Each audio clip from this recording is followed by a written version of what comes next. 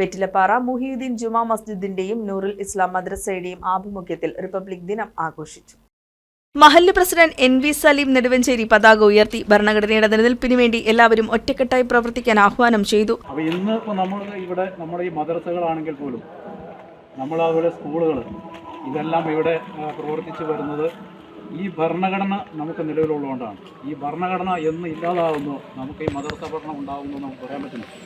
ആ ഒരു സാഹചര്യത്തിലേക്കാണ് ഇപ്പോൾ കാര്യങ്ങൾ പോകുന്നത്.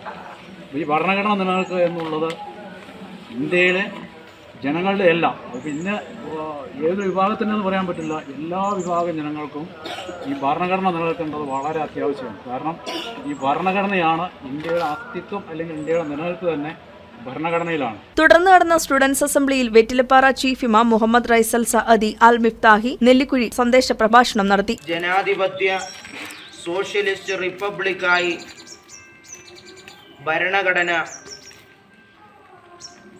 നമ്മുടെ രാജ്യത്ത് നിലവിൽ വന്നപ്പോൾ വിവിധ ജാതി മത വർഗ വർണ്ണ സംസ്കാര വ്യത്യാസമില്ലാതെ ഒരു പൂന്തോട്ടം പോലെ എല്ലാ വിഭാഗം ജനങ്ങൾക്കും ഒത്തുചേർന്ന് ജീവിക്കാൻ നമ്മുടെ ഭരണഘടന നമുക്ക് അവകാശം നൽകുന്നുണ്ട്.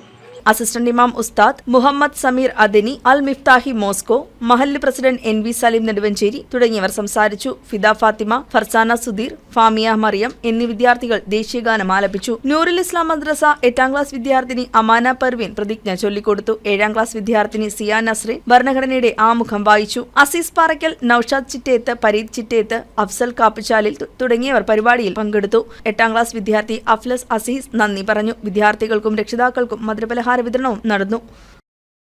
News desk KCV news.